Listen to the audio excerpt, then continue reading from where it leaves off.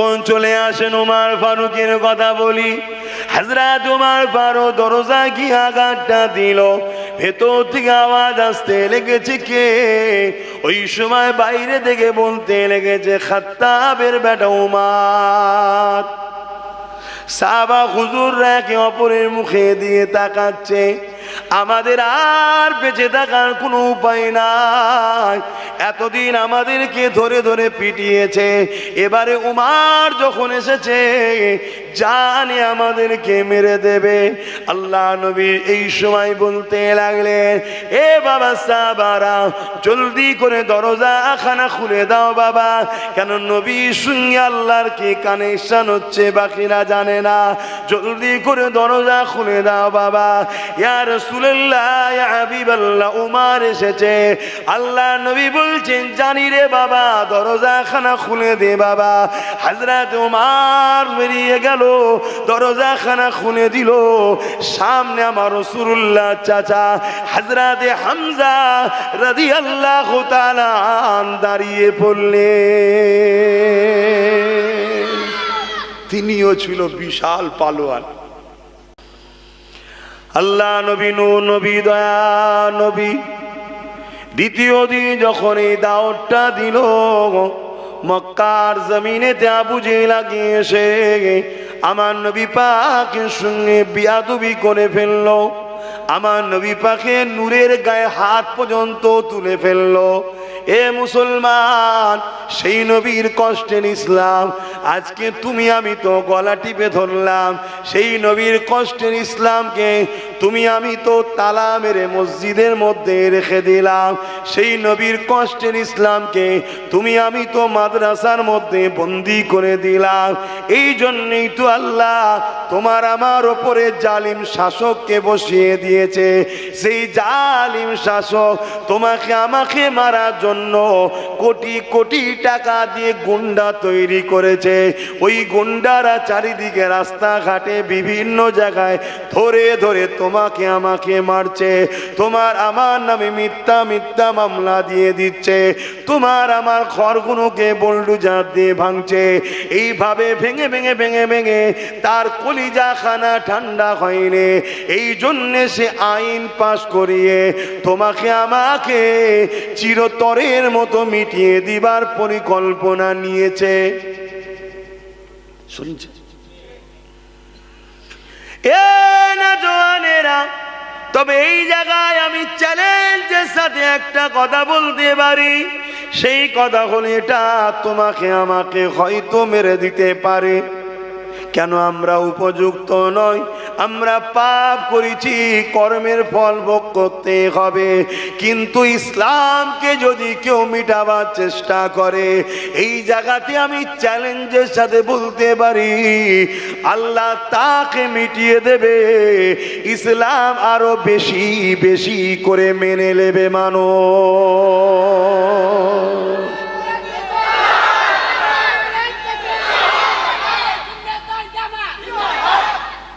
এবারে মাথায় ঢুকতে পারে আমাদের কি যদি মেরে ফেলে তো ইসলাম মানবে কারা? এ না জওয়ান তরুণেরা, মক্কার আবু জেহেল উতবা সাইবা চেয়েছিল ইসলামকে মিটিয়ে দেবো, মুহাম্মদ রসুলকে মিটিয়ে দেবো, মুহাম্মদ রসুলের বাণীকে মিটিয়ে দেবো। কিন্তু মিটাবার জন্য তারা হাজারো পরিকল্পনা করেছিল। এমনকি 39 জন আমার রাসূলুল্লাহর হাতে হাত দিয়ে ঈমানের কলেমা পড়েছে। 39 জন কলেমা যখন পড়ে নিয়েছে, আবু জেহেল আর থাকতে পারে না। সে মন্ত্রিসভার মিটিং দেখেছে, তার দলের নেতা মন্ত্রীদেরকে নিয়ে বসেছে, তার সেনাপতিদের নিয়ে মিটিংয়ে বসেছে। এই মিটিংয়ে বসার পরে আবু জেহেল আলোচনা করতে লেগেছে। 39 জন হয়ে গেছে, মুহাম্মদ রাসূলের হাতে হাত দিয়ে দিয়েছে। কোনোভাবে তাকে রুকা যাচ্ছে না। কি করে রুকা যাবে? মুহাম্মাদের দিকে যদি লোক বেড়ে যায়, আমাদের জুলুমের রাজনীতি শেষ হয়ে যাবে, আমাদের অন্যায় সাম্রাজ্য মিটে যাবে। আমরা মানুষের ওপরে যে খোদা সেজে বসে আছি, মানুষের বেটিগুলোকে যে ভোগ করে বেড়াতেছে, মানুষকে যে কৃতদাস দাসী গোলাম বানিয়ে দিয়েছে, এখনো তো বন্ধ হয়ে যাবে, তাহলে মুহাম্মদ রসুলকে তো রুখতেই লাগবে। কি করে রুখবো? রুকার তো হাজারো চেষ্টা করছে, কোনোভাবেই পারছে না। কেউ কি আছো এমন একজন মুহাম্মদ রসুলকে কতল করে দিতে পারবে? নাউজুবিল্লাহ। তাকে 200 উট দেওয়া হবে, অনেক স্বর্ণ মুদ্রা দেওয়া হবে। সেই সময়ের কথা বলছে। কেউ কি আছো বলো? ওই মিটিং এর মধ্যে একজন যুবক বসেছিল, যার নাম হলো উমার। সে দাঁড়িয়ে গেল, দাঁড়িয়ে গিয়ে বলতে লেগেছে, আবু জেহেল, তুমি যা গিফট করবে বলছো, মুহাম্মদ সাল্লাল্লাহু আলাইহি ওয়াসাল্লামকে কতল করলে, এগুলো কি সত্যি তুমি দেবে না মিথ্যা বলছো? ওই সময় আবু জেহেল বলল, এর থেকেও যদি বেশি দাবি করো তাও দেবো, মুহাম্মদকে কতল করতে হবে। নাউজুবিল্লাহ। আবু জেহেলও চেয়েছিল যে ওমর যদি দাঁড়ায় আমি গেনার হয়ে যাব। ওমর ছাড়া রুখতে পারবে বলে কেউ মনে হচ্ছে না। আমার নবীর হাতে কি কিছু বিরাট কিছু ছিল নাকি? তো পারছে না কেন? সাহায্য মালিকের। শুনছেন তো নাকি? এই যে কিছুদিন আগে একটা ভূমিকম্প হয়ে গেল, দেখলেন না? ছোট্ট ছোট্ট বাচ্চাগুলো বিল্ডিং এর তলাতে 2 দিন, 2.5 দিন, 3 দিন করে পর্যন্ত পড়ে আছে। একটা দুধের বাচ্চা ওই অবস্থাতে প্রস্রাব হয়েছে, 2.5 দিন পরেও সে বেঁচে ছিল। জোরে বলুন সুবহানাল্লাহ। কে বাঁচিয়ে রেখেছে? আমি বলবো আল্লাহ, আপনি বলবেন আল্লাহ। কিন্তু মানুষ জাতিকে স্বীকার করতে হবে সৃষ্টিকর্তা। আমরা আল্লাহ বলে ডাকি, সৃষ্টিকর্তা তো সবার। যিনি সৃষ্টি করেছেন আমাদের, তিনি তো বাঁচিয়ে রেখেছেন। তিনি তার বন্ধুকে হেল্প করছে। তা পৃথিবীর কোনো ক্ষমতা আছে তাকে মিটাতে পারে? তা তোমাকে আমাকে যদি হেল্প করে, তা তিনার মতো তো হতে, অর্থাৎ তিনার কথা মতো তো হতে হবে। তুমি আমি নিজের ভাইয়ের উপর জুলুম করি, তুমি আমি নিজের মা বাপের উপর জুলুম করি, তুমি আমি মিথ্যা কথা বলি, তুমি আমি গরিবের হক মারি, তুমি আমি এতিমের হক মারি, তুমি আমি বিধবার হক মারি, তুমি আমি সমাজে ভেজাল মাল দিই, তুমি আমি দিনের জন্য দরদ নাই, তাহলে আল্লাহ কি তোমাকে আমাকে সাহায্য করবে? কি গো, কথা বলবো তো? ভুল করছি না করিনি আমরা? আসো, তওবা করো, পরিবর্তন হও, কাঁদো। আল্লাহ বড় ভালোবাসে তোমাকে আমাকে, মাফ করে দেবেন তিনি তোমাকে আমাকে। আবু জেহেলের কথা শুনে হযরত ওমর ফারুক, তখন হযরতও ছিল না, ফারুক ছিল না, শুধু ওমর ছিল, ঘোড়ার পিঠে উঠেছে, তরোয়াল বার করে ফেলেছে, পুরো যাচ্ছে। আর এত পাওয়ার দিয়েছিল আল্লাহ ওমর ফারুক হুজুরকে, ওনার সামনে দাঁড়াবার মতো কারো ক্ষমতা ছিল না। এই যখন যাচ্ছে রাস্তায়, একজন মানুষ ওই কৃষি কাজ করছিল, সে উমারের যাওয়া দেখে বলতে লেগেছে, উমার তুমি যাচ্ছ কোথায়? এত ব্যস্ত হলে যাচ্ছ কোথায়? বলছে না, আবু জেহেল বলেছে মুহাম্মদ সাল্লাল্লাহু আলাইহি ওয়াসাল্লাম, আমি বলছি তার গর্দানকে উড়িয়ে দিতে পারলে 200 উট অনেক সোনা দানা দেবে, তাই আমি যাচ্ছি। ওই কৃষক বলছে মুহাম্মদ সাল্লাল্লাহু আলাইহি ওয়াসাল্লাম তো কারো ক্ষতি করে না, কাউকে কষ্ট দেয় না, কোনো নোংরা কথা কারো বিষয়ে বলে না, কাউকে আঘাত দেয় না। উপরন্ত সে বলে নারীদেরকে জ্যান্ত পুঁতে দিও না, নারীদের উপর জুলুম করো না, গরিবের উপর অত্যাচার করো না, গরিবকে কৃতদাস দাসী বানিয়ে রেখো না, তোমার শ্রমিক কাজ করার পর ঘাম শুকোবার আগে তার পারিশ্রম মিটিয়ে দাও। মুহাম্মদ রসুল বলে মা বাপকে ভালোবাসো, ইনসাফ করো, ইনসানিয়াত করো, মানব বন্ধন করো, মনুষ্যত্বের সঙ্গে একে অপরের পাশে দাঁড়াও। রসুল তো ভালো কথা বলে, তাকে মারতে যাচ্ছ কেন? তখন ওমর ফারুক বলছে, ওসব জানি না, পুরস্কার পাবো অনেক। তখন এই কৃষক কৃষিকাজ যে করছিল তিনি বলছে, ঠিক আছে যদি মারতেই হয় আগে তুমি তোমার বোন বোনায়ের কাছে যাও। কেন? তোমার বোন বোনায় ও মুহাম্মদ রসুলের হয়ে গেছে। জোরে বলুন সুবহানাল্লাহ, আরো জোরে বলেন। আজকেও যারা ঘৃণা ছড়াচ্ছে, আজকেও যারা ঘৃণা ছড়াচ্ছে, খোঁজ নিয়ে দেখো তাদের বাড়ির জামাইগুলো বেশিরভাগ মুসলমান। কথা বুঝছেন না? বুঝেন? আমি অনেক দূরের কথা বলছি, তোমাদের মাথায় ঢুকছে?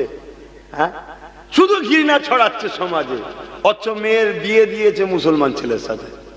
জামাই করে বসে আছে। তার মানে কি, এ সম্পূর্ণ বাপ রাজনীতির রুটি শাঁকা হচ্ছে, ফেতনা লাগা, ভাগাভাগি করে দে, মারপিট খুনোখুনিতেরা ব্যস্ত থাক, নাই 50 টাকা গ্যাসের দাম বাড়াবো কি করে, মার মার মার মার, চিল্লা চিল্লা, এ পতাকা খুলছে, ও লাঠি মারছে, এদিকে 50 টাকা গ্যাসের দাম বেড়ে গেছে, 14 টাকাতে কি বলে ওই ওষুধের উপরে ট্যাক্স বেড়ে গেছে, 2 টাকা করে তেলের দাম বেড়ে গেছে।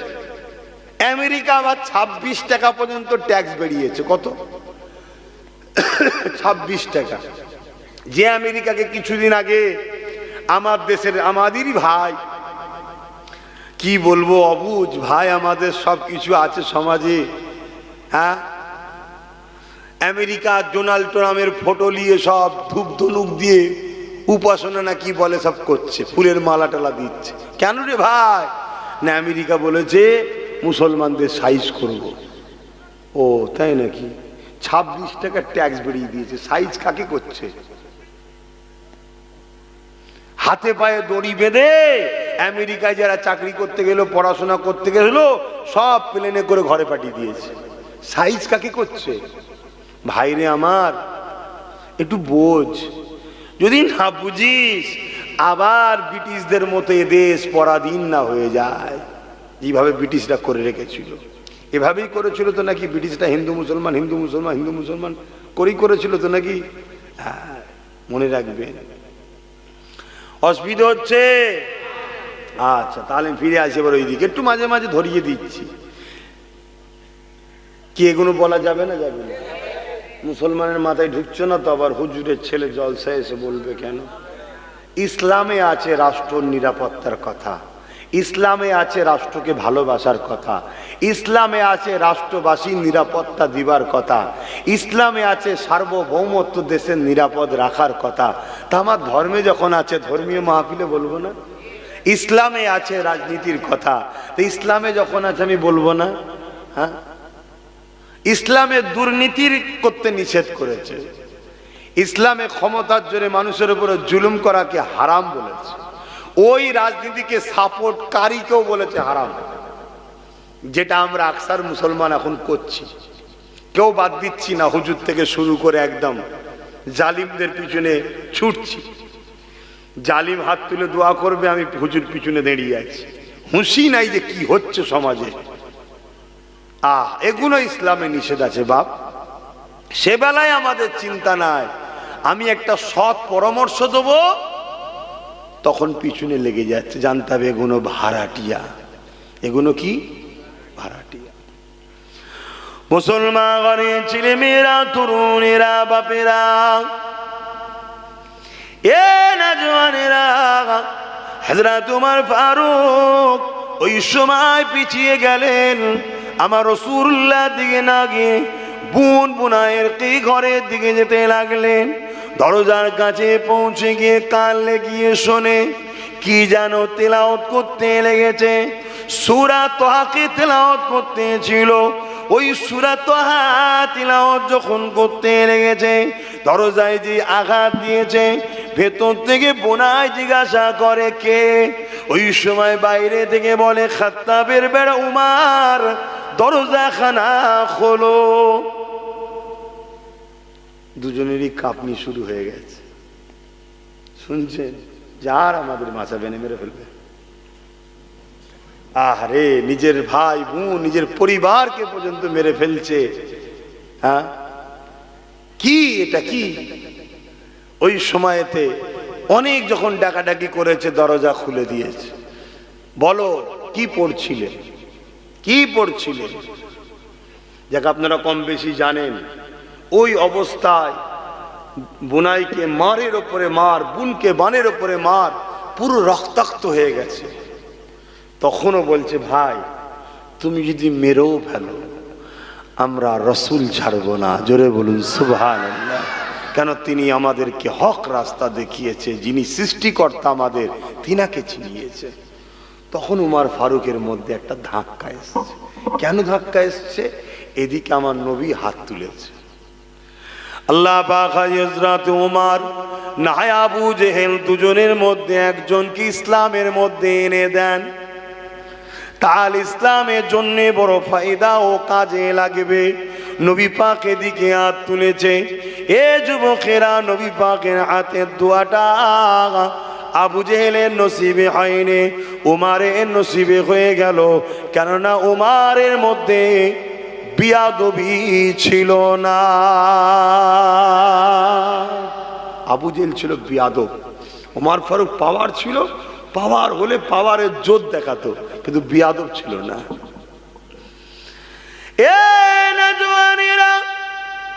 পরিবর্তনের সূচনা শুরু হয়ে গেল। অনেক বড় কথা, ওখান থেকে ফিরে আল্লাহ নবীর কাছে আসতে লেগেছে, দরজার কোনায় আঘাত দিতে লেগেছে।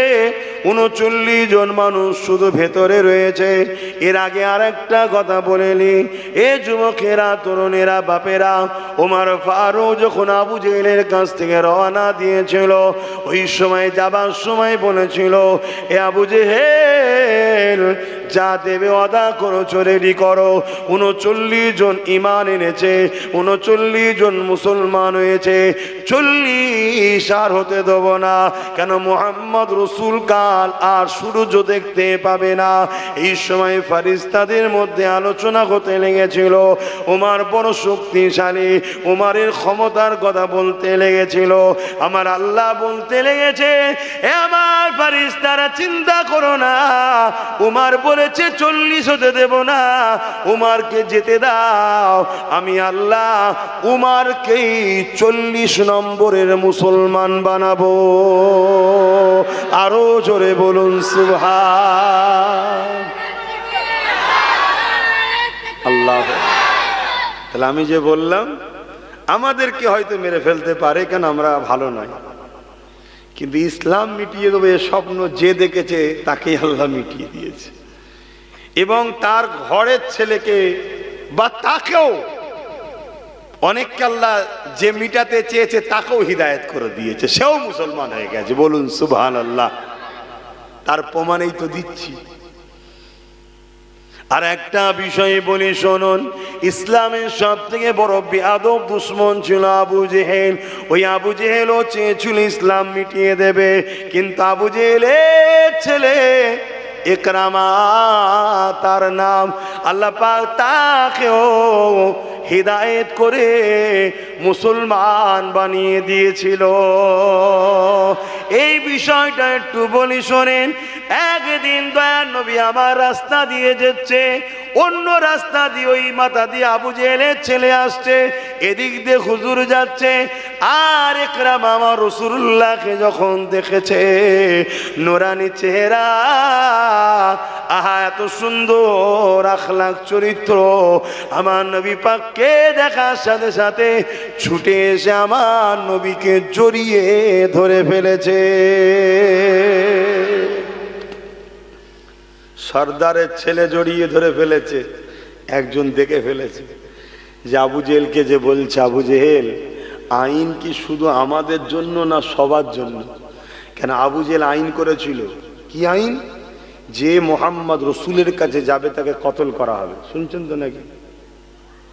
যে মুহাম্মদ রাসূলের কাছে যাবে তাকে কি করা হবে? কতল করা হবে। বিজেপি এখন ঘোষণা করছে যে ওয়াকাফ কালা কানুনের বিরুদ্ধে আন্দোলন করবে তাকে শাস্তি দেওয়া হবে, কেস দেওয়া হবে, পিটা হবে। করছে না? করেনি। কিন্তু আমার রাজ্য সরকারও পিটছে না, পেটে নে, কথা বলছে না। তাহলে এ কি বিজেপি নয়? কি গো, মুসলমানের কষ্ট হয়ে গেল। এ মুসলমান, আমার তো মনে হয় মসজিদ মাদ্রাসা ভেঙে গেলে জানা কষ্ট পাবে, কখনো যদি এই মুনাফেকটা চলে যায়, এদের মনে আরো বেশি কষ্ট হবে। হাই রে হাই রে, কবে বুঝবে?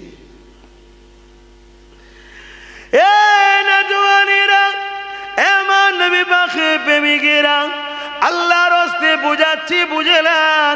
ইকরামা আমার রাসূলকে জড়িয়ে ধরে ফেললো। এই খবরটা আবু জেহেলের কাছে চলে গেল। আবু জেহেল বলতে লাগলো, ছেলে আমার তো কি হয়েছে, আইন সবার জন্য সমান। এখানেও একবার রুকছি, একটা কথা বলার জন্য মুখটা বড় কুটকুট করছে। একটু বলি, আব্বাস সিদ্দিকীটা বড্ড খারাপ, কত সুন্দর ওয়াজ করবে, কি দরকার মাঝে মাঝে রুকে রুকে সব বলা? কি করবো না, মুখ চুলকায়, একটু বলতে মন যায়। কেন বলতে মন যায়? অন্যায়ের বিরুদ্ধে বলার নাম ইসলাম, নাইকে প্রতিষ্ঠিত করার নাম ইসলাম। তাহলে আবু জেহেল বদমাইশ হলেও সেদিনের বদমাইশ আর আজকের বদমাইশের মধ্যে একটা পার্থক্য আছে। সেদিকের বদমাইশেরা যেটা আইন করত, নিজের ছেলেও যদি ভুল করত শাস্তি কিন্তু দিত। আবু জেহেল বলেছিল নবীর কাছে যে যাবে তাকে মৃত্যুদণ্ড দেওয়া হবে। একরামা আমার ছেলে তো কি হয়েছে, ভুল করেছে, ওরও মৃত্যুদণ্ড হবে। আর এখনকার যারা বদমাইশ আছে এদের আইন সমান নয়। শুনছেন তো নাকি? এদের আইন সমান নয়। যখন ধনঞ্জয়ের মতো গরিব ছেলে রেপ করেছে কি আমি এখনো জানি না ভাই, বলতে পারবো না, তাকে নিয়ে যে ফাঁসি দিয়ে দেবে। আর যখন নিজের দলের নেতা মন্ত্রীর ছেলেরা তিলোত্তমার মতো বোনের উপরে আঘাত করবে তখন বাঁচাবার জন্য কোর্টে উকিল দেবে। শুনছেন তো নাকি? কষ্ট হচ্ছে, একটু বলতে দে ভাই, না বললে আমি ধরা পড়ে যাবো, আল্লাহর কাছে মার খেতে হবে। হ্যাঁ, বলিস নি কেন? আচ্ছা আমি বলেন তো, তিলোত্তমাকে যদি আমি ভালোবাসি তাহলে বোনের পক্ষে আমি উকিল লাগাবো যাতে বোন ইনসাফ পায়, বোনের বিরুদ্ধে উকিল লাগাবো? রাজ্য সরকার প্রায় 20-22টা উকিল লেগিয়েছে, কোটি কোটি আমাদের ট্যাক্সের টাকা খরচ করছে কি তিলোত্তমাকে যারা রেপ করেছে তাদেরকে বাঁচাবে বলে। আপনারা জানেন? জানেন না। এটা আপনারা জানবেন কি করে? কারণ আপনাদেরকে জানাই তো আমাদের মতো মলি সাহেবরা। আমাদের মতো মলি সাহেবরা তো রাজ্য সরকারের কাছে চাপানি খায়, বলেন না? যদি অন্য জায়গার কেউ বলতো সে খবর আপনি পেয়ে যেতেন, কেন তারা চাপানি দেয় না। আচ্ছা ছেড়ে দিন, ওর বিষয়টা আমি ছেড়ে দিলাম, কিন্তু মনে রাখবেন ছেড়ে দিলে হবে না, আপনার ঘরেও বোন বেটি আছে, অন্যায় কি অন্যায় বলুন, তারপরেও চলো কারো মনে কষ্ট হতে পারে, ছেড়ে দিলাম। এত উকিল লাগালেন 20-22টা, আর মুসলমানকে বললেন বিজেপির হাত থেকে বাঁচাবো আমি, আমায় ভোট দাও। বিজেপি যখন আইন করেছে 2-4টে উকিল লাগিয়ে সুপ্রিম কোর্টে কেস চালাতে পারছেন না। কি গো, পয়সা নেই না? কি বুঝছেন? আমার কথা মিলছে তো নাকি? মিলছে তো? হ্যাঁ, এখনো অনেক মিলা বাকি আছে। 1 বছর 8 মাস বাকি আছে। চোখ দিয়ে পানি নয় খুন বেরোবে, বলেছি তো নাকি? হ্যাঁ, তারপরেও আমার বোনের তিলোত্তমা বোনেরও খুন বেরিয়েছিল চোখ দিয়ে, জানেন তো নাকি? আমি যখন মাঝে মাঝে একা থাকি ভাবি না, আমি ভাবি বেটিটার উপরে বোনটার উপরে কিভাবে অত্যাচারটা হয়েছে, না চোখ দিয়ে পানি ছাড়া খুন বেরোলো। একবার গভীরভাবে ভাবুন তো, ধরুন ওটা আপনার মেয়ে, ধরুন ওটা আপনার নিজের বোন, একবার ভাববেন তো, কেন তার ধর্ম দেখছেন? আপনার আল্লাহর সৃষ্টি নয় এটা, যে আপনাকে বানিয়ে ওকে বানায় না?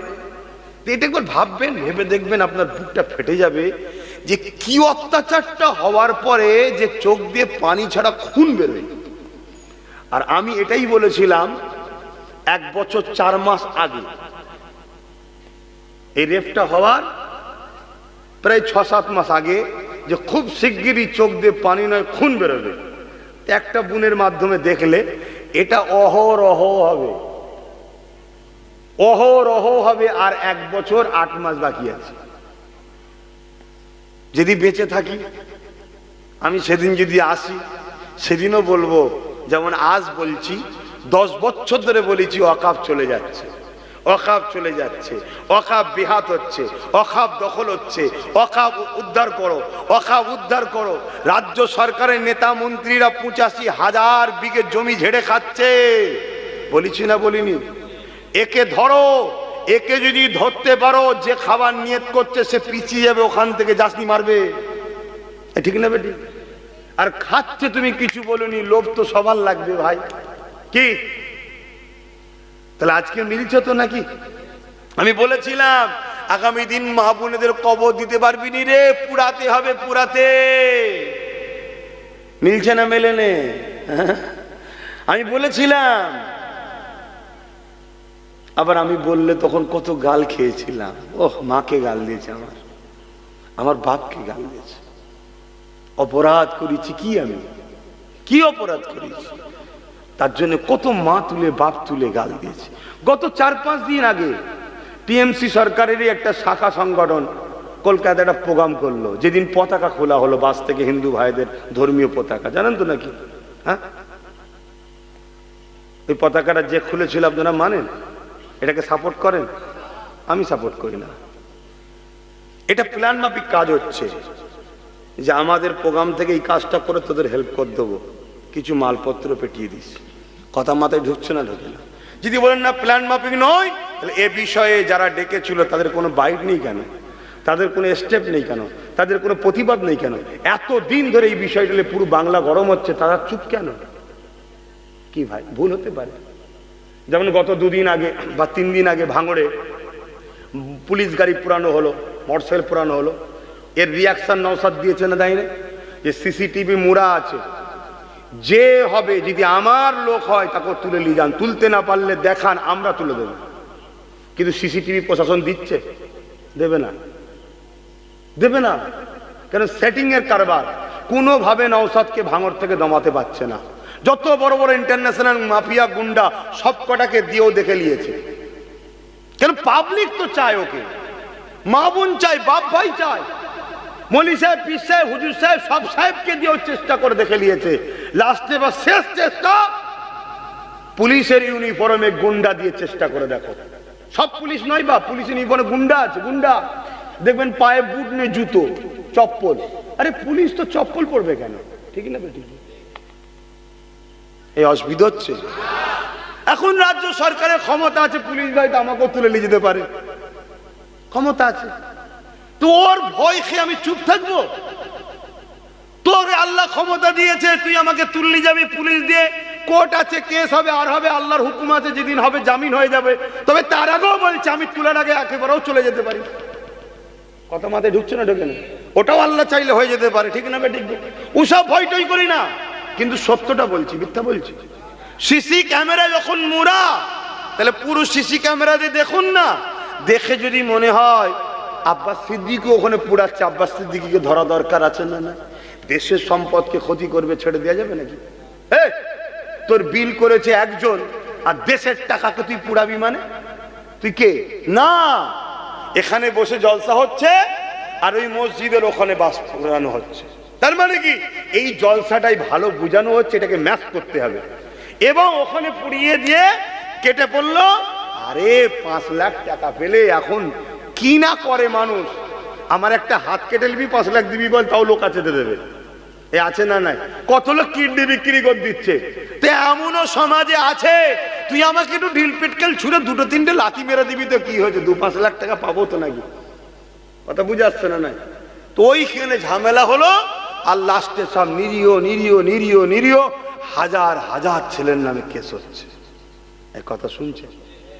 তাহলে এটা কি জুলুম না অন্যায়? এই নাই না অন্যায়? আর অন্যায়কে সাপোর্ট যে করে তার মধ্যে ঈমান থাকে না, আল্লাহ নবী বলছেন। শুনছেন তো বাপ? কিন্তু এই অন্যায়ের প্রতিবাদ কোন সংগঠন করছে যারা ওয়াকাফকে নিয়ে আন্দোলন করছে? তাহলে আমি কারো সাথ দিই কি করে ভাই? তুই আমার সাথ দিচ্ছিস না, আমি তোর সাথ দেবো কি করে ভাই? আমি কি অপরাধী নাকি? তারা তো ওয়াকাফ নিয়ে আন্দোলন করতে গিয়েছিল, তাদেরকে তো প্রথম বিভিন্ন জায়গায় রুকে লাঠিচার্জ করা হয়েছে, মারা হয়েছে। ঘন ঘন চাঁদছে কেন বন্ধ? না না, বীজখানে নয়, যা হবে আগে। ইয়া আল্লাহ, ও টাইম হয়ে গেছে, ওই জন্য চালিয়ে এসছে। ভাই আমার, বুঝছেন তো নাকি? বিভিন্ন জায়গায় তাদেরকে আটকানো হলো। একবার ভাঙড়ে আমার জলসা ছিল, ওই পুলিশের ইউনিফর্মে একদল গুন্ডা রাস্তায় নেমে গেল। কি বিশৃঙ্খল অবস্থা, কাঁদুনি, গ্যাস, ছুরি টুরি আর করে সব পায়ে দেখি চপ্পল। শুনছেন না? শোনেন? সে এইভাবে আটকে দিয়ে কেন আটকানো হয়েছিল জানেন? আটকানো হয়েছিল এ কারণে, সব জায়গায় প্রচার করা হয় মুসলমান মানে রাজ্য সরকারের লোক, নওশাদের সাথে কেউ নেই। কথা বুঝে আসছে না? নাই। এই যে ভিড়টা যদি ওর সাথে চলে যায়, এই ওয়াকাফকে দেখিয়ে যে রাজনীতি করবো আগামী দিন, এ রুটি শাঁকতে আমি আর পারবো না। কথা বুঝছেন তো নাকি? এই জন্য রুখে দেওয়া হয়েছিল। তো সব যখন রুখে দেওয়া হয়েছে, আমি দেখলাম নওশাদ বাইট দিয়েছে, কোন রকম প্রশাসনে বিশৃঙ্খলা করবেন না, আপনারা নিজ নিজ এলাকায় ফিরে চলে যান, আপনাদেরকে আসতে হবে না। আপনারাও শুনেছেন কি বাইটটা? তারপরেও তাদের পারমিশন ছিল আর এক জায়গায় ছোট একটা মিটিং এর, সেই যখন পারমিশন নিয়ে বসতে গেল, তাহলে সেই জায়গাতে তাদেরকে এই ঘটনা ঘটানো হলো। তাদের যদি ঝগড়া করার ইচ্ছাই ছিল, রাগটা কখন হবে? যখন আমার মিছিল আমি যেতে পারছি না, আমার নেতার ডাকে যেতে পারছি না, আমার ভাইজানের কাছে আমি যেতে পারছি না, তখন রাগ হওয়া দরকার ছিল না? ছিল। তো সেখানে তুমি কিছু করলো না, উপরন্তু প্রশাসন লাঠিচার্জ করলো, জুলুম করলো। যারা ওই প্রশাসনের থেকে সাধারণ মানুষকে সরিয়ে দিচ্ছিল, শুনলাম নাকি এমন অনেক লোকের নামও কেস হয়েছে যারা বাঁচাচ্ছিল, যে খবরদার যেউনি, ফিরে যাও ফিরে যাও, এই কথা প্রচার করছিল। যেতে মানা করেছে ভাইজান, অতএব এখানে দাঁড়াওনি, রাস্তা ক্লিয়ার করো, চলে যাও ঘরে। তাদেরও অনেক কেস হয়েছে। আমি তাদেরকে তো বলেছি, অতি ভক্তি তোদের ঠিকই আছে, যা।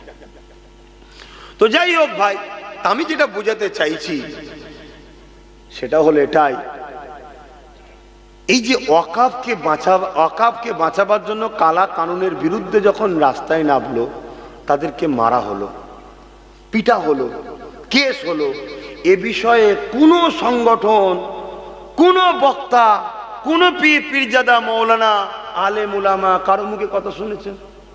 কথা বলছেন না তো? কেন ভাই? তাহলে কাল ধরুন কোন জায়গায় যাব, কাল ধরুন কোন জায়গায় আমি প্রচার করব, চলো, কালকে হয়তো উঁট পেতে আছে ফাঁসাবার জন্য, হাজার হাজার লোককে হয়তো কেস দেবে, লাখ লাখ লোককে হয়তো কেস দেবে, প্ল্যান মাফিক করে রেখেছে।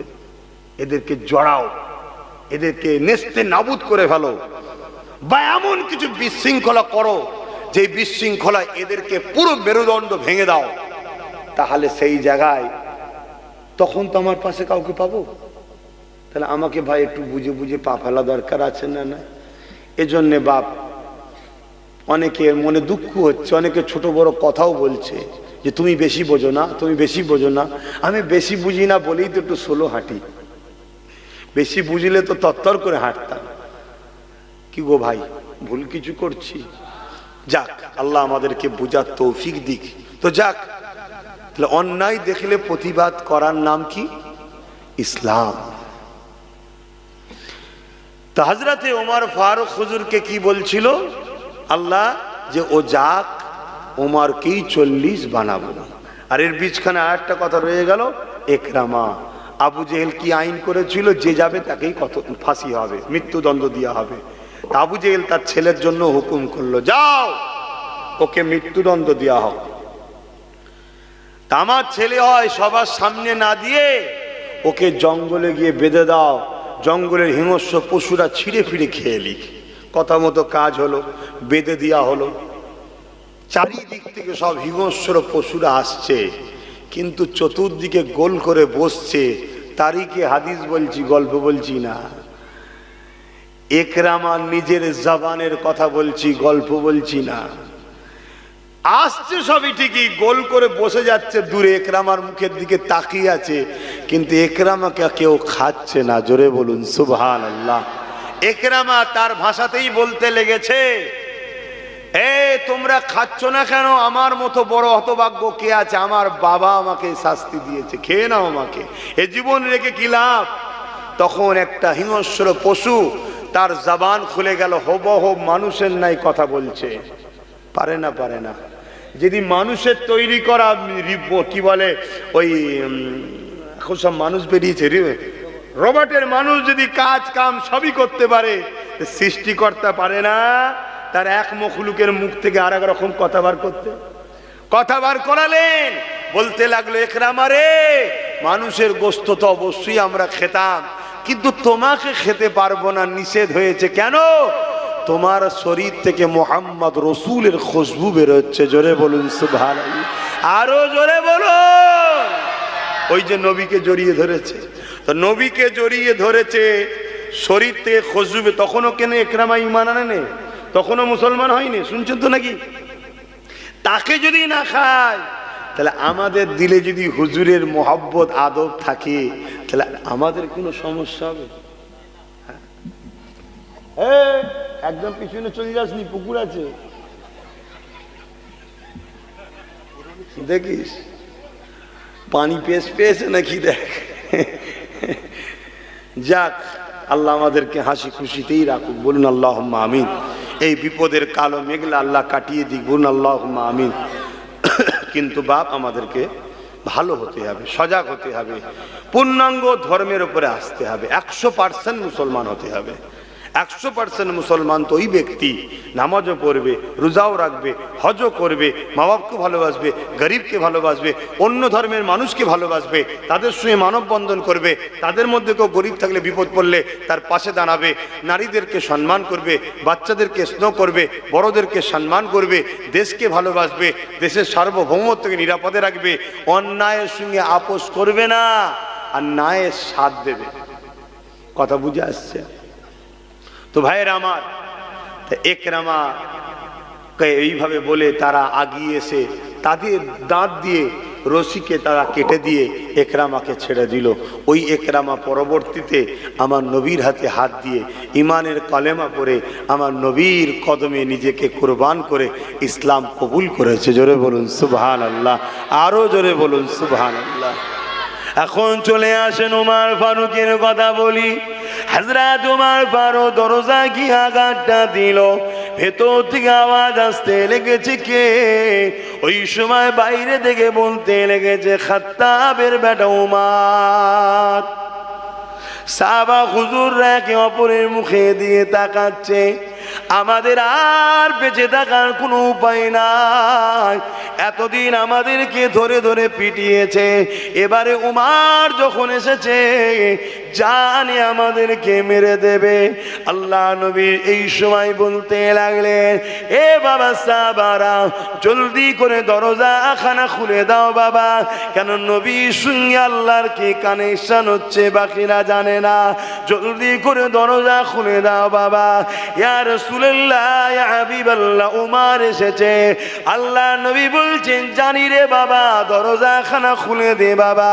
হযরত উমর বেরিয়ে গেল, দরজা খানা খুলে দিল। সামনে আমার রাসূলুল্লাহ চাচা হযরত হামজা রাদিয়াল্লাহু তাআলা দাঁড়িয়ে পড়লেন। তিনিও ছিল বিশাল পালোয়ান।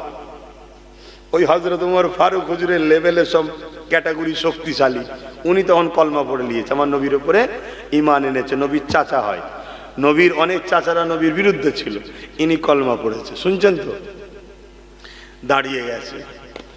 এই ওমর, কি খবর তোমার? শুনে রাখো, আমিও কমতি নয়। বলুন সুবহানাল্লাহ।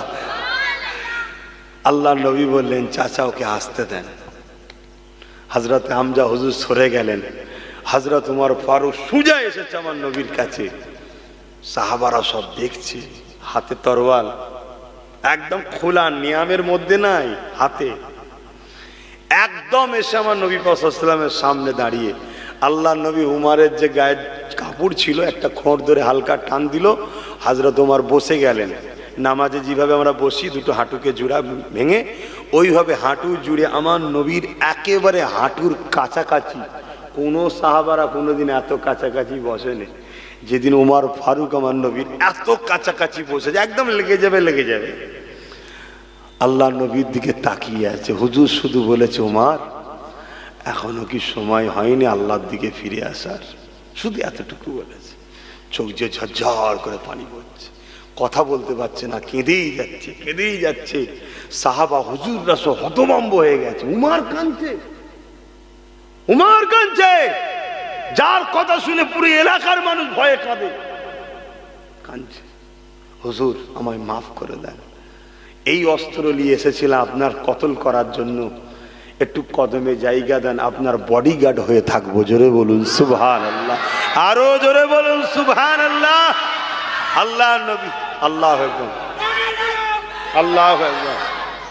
আল্লাহ নবী হাত বেরিয়ে দিলেন, ওমর হাত ধরলেন, নবী পড়াতে লাগলেন, লা ইলাহা ইল্লাল্লাহ মুহাম্মাদুর রাসূলুল্লাহ, লা ইলাহা ইল্লাল্লাহ মুহাম্মাদুর রাসূলুল্লাহ, লা ইলাহা ইল্লাল্লাহ মুহাম্মাদুর রাসূলুল্লাহ সাল্লাল্লাহু আলাইহি ওয়াসাল্লাম। সাহাবা হুজুররা বলছেন আমাদের জন্য যেন একটা ঈদ হচ্ছে, জোরে বলুন সুবহানাল্লাহ। কেন এমন একজনকে আল্লাহ মিলালো, এবারে আমাদেরকে আর মারতে কেউ পারবে বলে মনে। কলেমা পড়ে লি হযরত উমর ফারুক কি বলছে জানেন? হুজুর ইজাজত চাই। কিসের? কাবা শরীফের সামনে গিয়ে কলমা পড়বো, জোরে বলুন সুবহানাল্লাহ। এতদিন সব গোপনে হচ্ছে, একটা প্রকাশ্য কথা বলতে পারলেন না, বললেই মারছে, গরম বালির উপর শুয়ে রাখছে। কি জুলুম হয়েছে ইসলামের উপরে! এটা নতুন নাকি? আজকে যে জুলুম হচ্ছে এটা নতুন? তাহলে এত ঘাবড়াবার কি আছে, তো মন খারাপ করার কি আছে? শুধু কাজ দুটো, একটা হলো হুজুরকে দিলে রাখো, দ্বিতীয় হলো হুজুরের দেখানো রাস্তায় পোস্টাল লাইফটা চালাও। ধর্মনীতি, অর্থনীতি, সমাজনীতি, রাজনীতি, রাষ্ট্রনীতি, পরিবার নীতি, সম্প্রীতি নীতি, মানববন্ধন নীতি, এডুকেশন নীতি, সব নীতি হুজুর যেভাবে করেছে, কথা বুঝে আসছে? তাহলে দেখবে তোমাদেরই পাশে কয়েক কোটিও মুসলিম ভাইরা তোমাদেরকে পাশে দাঁড়িয়ে বলবে, লিডার তোরা হ, আমরা সাপোর্ট করব। কারণ আজকের কথা, নিচু জাত হওয়ার জন্য যে কোনো এক রাজ্যে, আমি নাম পুরো বলবো না, খুঁজে লাও, স্কুলে সে ঢুকতে পারছে না, তাকে বার করে দিয়েছে। গত কয়েকদিনের কথা, নিচু জাত হওয়ার জন্য ঘোড়ার পিঠে চেপে বিয়ে করতে গেছে, তাকে পিটিয়ে মেরে দেওয়া হচ্ছে আমার দেশে। আরে এই যে এসসি এসটি, এদেরকে সম্মান দেওয়া হচ্ছে শুধুমাত্র মুসলমানকে মারার জন্য। যেদিন আমরা থাকবো না, এই এসসি এসটি হবে অছুত, এদেরকে ছোবে না, এদের গলায় ঘুন্টি ঝুলিয়ে দেবে। ইতিহাস বলছি ভারতের, এদের মুখ দেখলে নাকি অশুভ যায়। আমরা মানি না, আমরা মানি না। আমরা কোন আল্লাহর সৃষ্টিকে ঘৃণা করাটাই হলো ইসলামে হারাম। কেন? সৃষ্টিটা আল্লাহ, শুনছেন তো নাকি? কিন্তু আজকে দেখুন না পুরো দেশে কি হচ্ছে। আদিবাসীরা নিরাপদে নাই, দলিতরা নিরাপদে নাই, গরিব হিন্দুরা নিরাপদে নাই।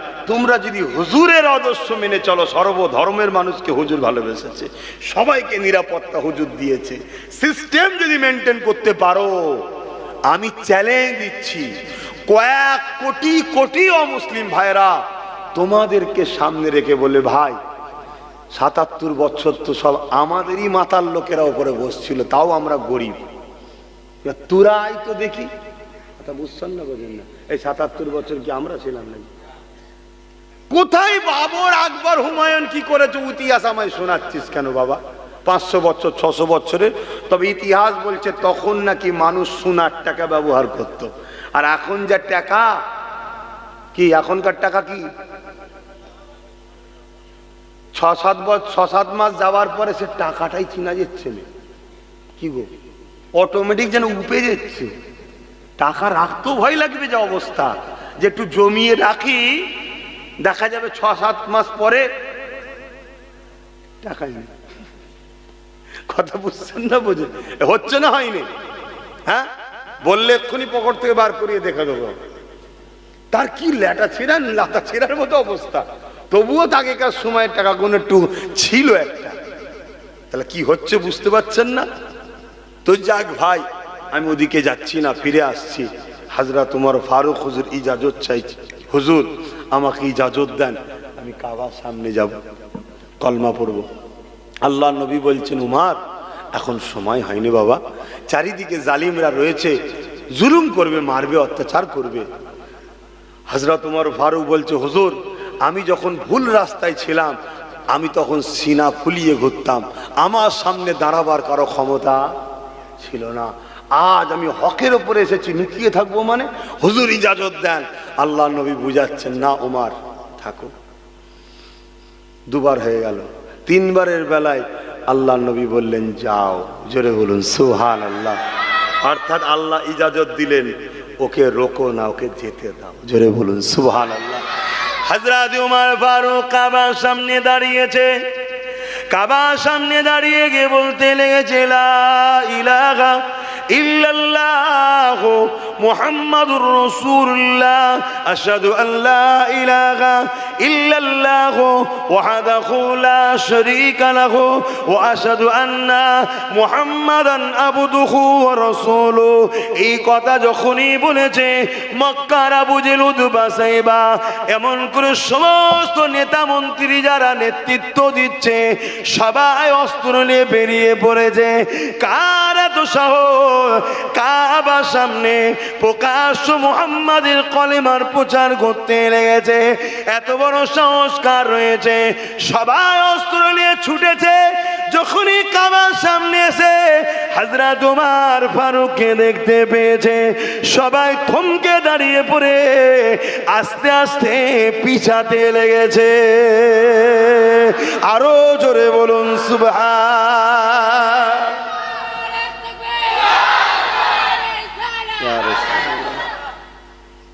তাদের হাতে অস্ত্র ছিল, উমর ফারুক একা, বাকি সাহাবারাও যায়নি। শুনছেন তো নাকি? উমর ফারুক একা। আহা, এক রায়াতের মধ্যে আছে তারা অস্ত্র অনেকে ফেলে দিয়ে ভয়ে ছুটছে, আর উমর ফারুক বলছে আসো, হুজুরকে অনেক জুলুম করেছে, এবার আসো। কথা শুনছেন? আল্লাহ তোমাকেও মিলাবে, তুমি ভালো হও, ফিরে আসো, আল্লাহ সাহায্য করবে। তো যাক, অনেক বড় কথা, সময় হু করে চলে যাচ্ছে। আমি গুটি কত কথা বললাম, একটা দুয়ার মাহফিলে এসে কাউকে কষ্ট দিলাম? আসেন একটু সালাম পড়ব। ইয়া নবী সালাম। চলো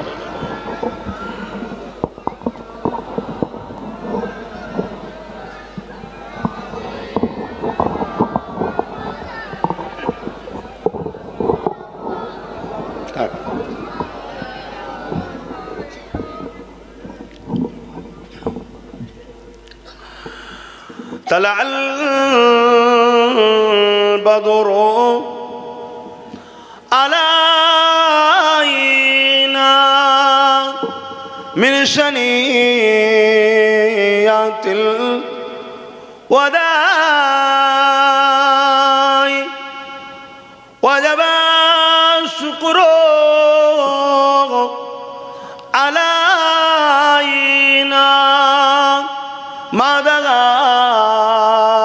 لله أحداي يا نبي سلام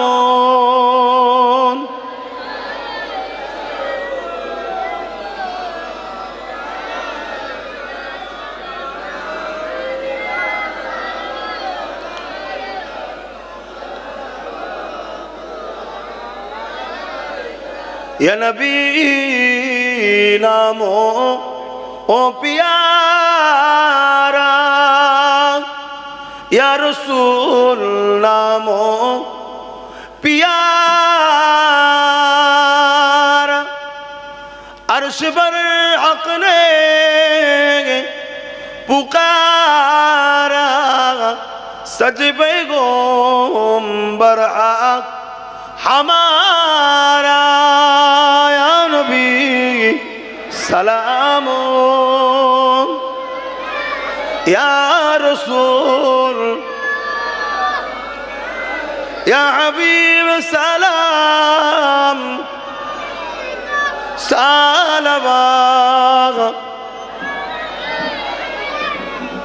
সকলে বসেন। বালাগান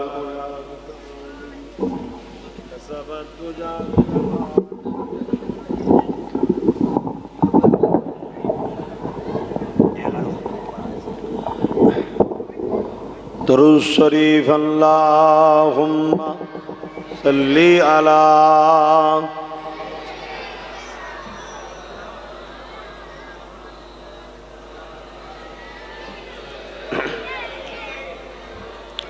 এই তাবারুকগুলো সামনে নিয়ে আস, আমি দিতে বললে দেবে। বাপজান আমার, আমি একটু বলবো দু একটা কথা, কষ্ট নেবেন না তো। ওয়াকাফটা কি জিনিস জানেন? হ্যাঁ, ওয়াকাফটা হলো মুসলমানদের দান করা সম্পদ। এই কথা বললে কি করে বলবো?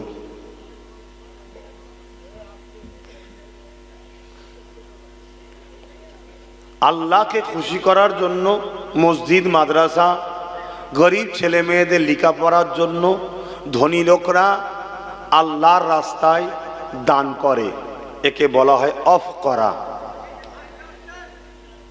সেই মুখে কথা বলছে, মুখে কথা বলুনি। এটা হাজার হাজার বছর ধরে চলে আসছে। আগেকার সময়ে মুখে দান করা হতো, লিখাপড়ি হতো না।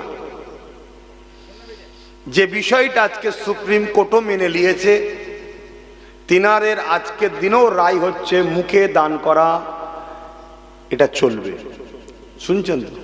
বলুন আলহামদুলিল্লাহ। আর আমার হিন্দু ভাইয়েরাও তাদের ধর্মীয় মন্দির বা গরিব মানুষদের শিক্ষার জন্য তাদেরও ধনী লোক যারা, তারাও দান করেছে। সেটাকে বলা হয় দৌবত্য সম্পত্তি। কি বলে? তাহলে মুসলমানদের সম্পত্তির দানটাকে কি বলা হয়? অখ। হিন্দু ভাইদের দান করা সম্পদকে কি বলা হয়? দৌবত্য সম্পত্তি। ঠিক আদিবাসীদেরও সম্পদ আছে, জল জঙ্গল। খ্রিস্টানদেরও আছে, পাঞ্জাবি ভাইদেরও আছে। তাদের ধর্মের ধনী যারা, তারা তাদের ধর্মের গরিব মানুষের শিক্ষা বা ধর্মীয় কাজের জন্য এইসব সম্পদ দান করেছে। ঠিক মুসলমানরাও দিয়েছে। এবারে এই সম্পদগুলোকে পরিচালনা করার জন্য ভারত স্বাধীনতা হওয়ার পর একটা কমিটি তৈরি করে প্রথমে কংগ্রেস। অত বিস্তার বলা যাবে না, সব কটা যার যার ধর্মীয় ট্রাস্টের যে দান একটা কমিটি করে। আর ওই ট্রাস্টের মধ্যে সেই ধর্মের মানুষরা থাকবে, সেই জিনিসগুলো দেখাশোনা করবে। পয়সাগুলো যাতে প্রকৃত গরিব ছেলেদের পিছনে লাগানো যায়, মসজিদ মাদ্রাসায় লাগানো যায়, এই যে কাজ এগুলো করবে, তার জন্যে যে কাজ করবে তাদেরকে 7% টাকা মাইনে দেওয়া হবে, ঢুকলো এই পর্যন্ত মাথায়। ঠিক তেমনই দেবত্ব সম্পত্তি তো আছে কমিটি, কিন্তু প্রতিটা কমিটিতেই যে যা ধর্মের মানুষ ছিল, এতদিন ধরে হয়ে আসছে। কেন্দ্র সরকার চাইছে এই কমিটির মধ্যে 8 জন মুসলমান থাকবে, বাকি সব আমাদের দলের লোকেরা থাকবে। বলছে অমুসলিম, কিন্তু অ্যাকচুয়ালি তাদের পার্টির লোক ঢুকাবে। কথা মাথায় ঢুকলো? এইটা হয়ে গেল আন্দোলন শুরু। কোর্ট জিজ্ঞেস করছে, তাহলে আগো যা ট্রাস্ট আছে সেই ট্রাস্টে কি মুসলমানদের ঢুকানো হবে? কোর্ট যুক্তিসঙ্গত কথা জিজ্ঞেস করেছে। আর আমরাও চাইছি না কারো ধর্মীয় আস্থার বিষয় যে কমিটি, সেখানে না ঢুকাটাই ভালো। ঠিক না বেঠিক? আমাদেরটাই যেমন আমরা আছি, তাদেরটা তারা থাকবে। তো যাক, এইভাবে দীর্ঘদিন চলে আসছে। মোট ভারতবর্ষে 28 থেকে 29 লক্ষ বিঘে জমি মুসলমানদের ধনীরা দান করেছে। অনেকে বলছে মুসলমানদের সম্পদ সেনাবাহিনী, রেলের পরে সব থেকে বেশি। এটা হলো গরম করার কথা।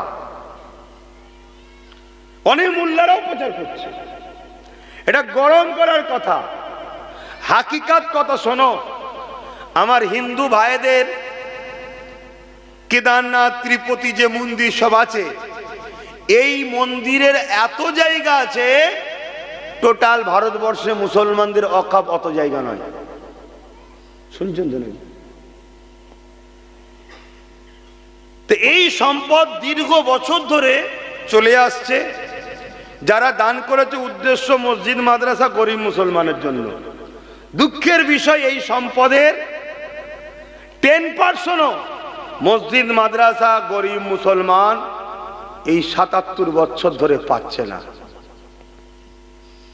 তাহলে কারা লুটছে বুঝতে পারছেন? যখন যে ক্ষমতায় থাকে সে তার খায়ের খা মুসলমানদেরকে ঢুকায়, দেখাচ্ছে মুখে দাড়ি মাথায় টুপি, মুসলমান কিন্তু নেতার দালাল। এবার এই কথা বললে দেখে যাবেন ভাই যারা এখনো দায়িত্বে আছে, কিন্তু হারাম খেয়েছিস কেন তুই?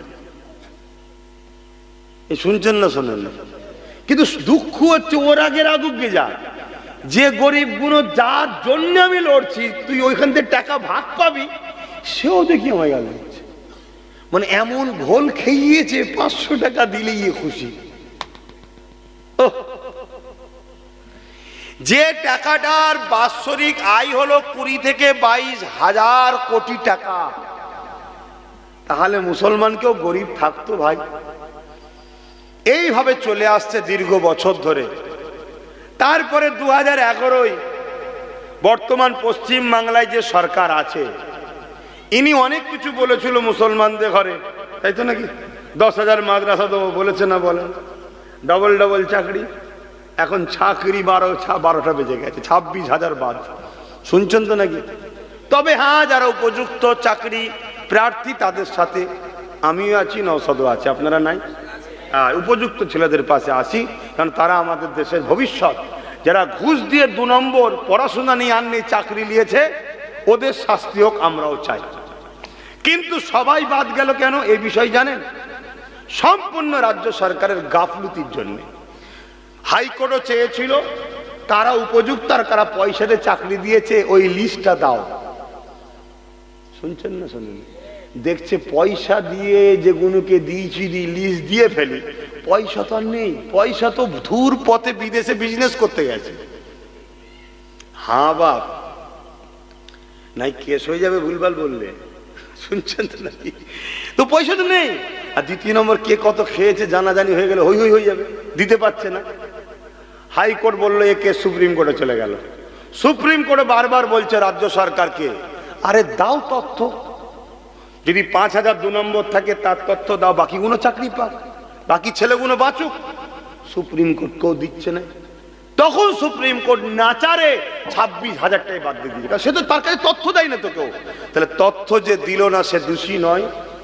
এই 26,000-এর কেসকেও ধামাচাপা দিবার জন্যে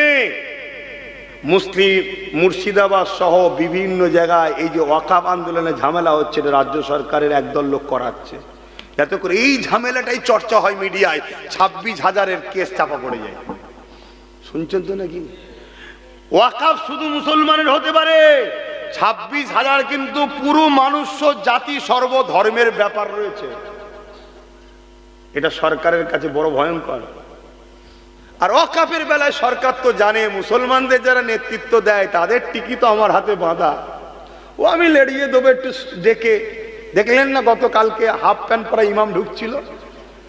হ্যাঁ দেখেছেন না? দেখেননি? আবার অনেক মহিলা ইমাম বেরিয়েছে এখন।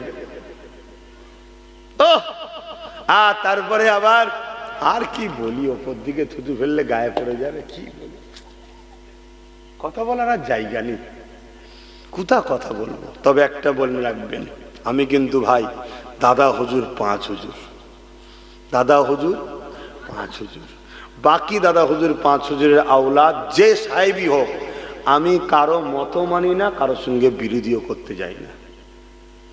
কেন? বাবা মা পীরের খুন আছে, বিয়াদবির দরকার নেই, আমি দূরে থাকি। শুনছেন তো নাকি? এই মতের উপর আপনি বিয়াদবি করতে যাবেন না। তো যাই হোক, আমি যে কথা বলছিলাম, কি কথা বলতে গিয়ে চলে গেলাম।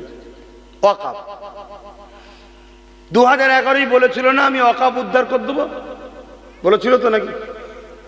ওয়াকাফকে রেজিস্ট্রেশন করতে হচ্ছিল, যে কোনো ওয়াকাফ সম্পদ সেগুলো কম্পিউটার রেজিস্ট্রেশন করতে হবে। 13 বছর হয়ে গেল,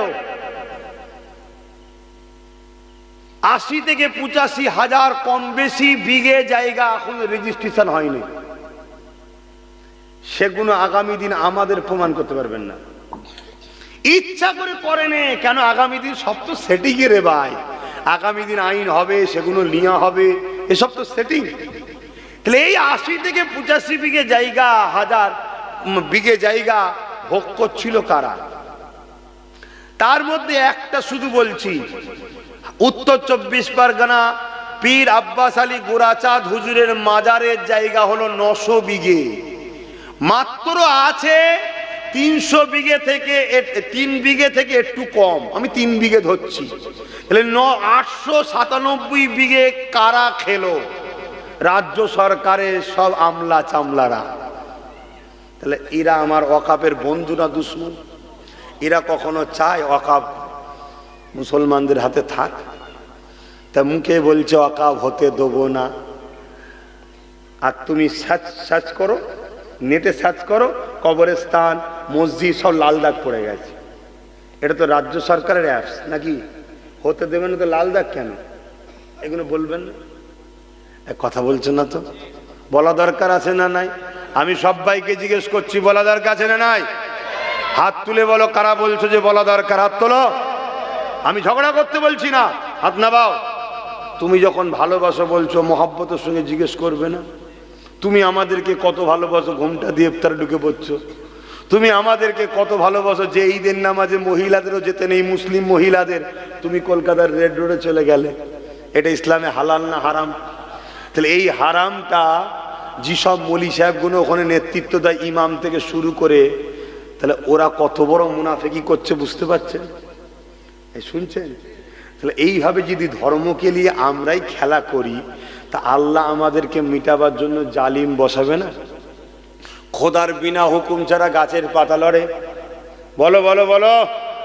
তাহলে আমার দেশের প্রধানমন্ত্রী কি হবে? এটা আল্লাহর হুকুম ছাড়া হয়? মাথায় ঢুকছে?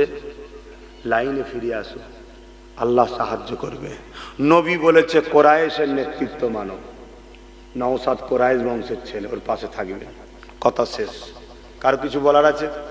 কারো কোনো সমস্যা আছে? কারো কোনো কষ্ট হচ্ছে? কেস করবে ও, লড়বে ও, হজ হাউসকে মদ বার করে পবিত্র করবে ও, আর তুমি 500 টাকায় বিক্রি করবে তোমার ইসলামের দুশ্মনকে ভোট। আল্লাহর আযাব হবে তোমাদের উপর। তাহলে সময় থাকতে থাকতে পরিবর্তন হবে, এখনো সময় আছে, আল্লাহ সাহায্য করবে। চিন্তা করছো কেন? আজকে বলো তো, নওশাদ যদি আরো 40টা থাকতো, লড়াইটা ভালো হতো না কম হতো? আর ওর সাথে কি সব মুসলমান আছে? এই ওর সাথে সব মুসলমান না।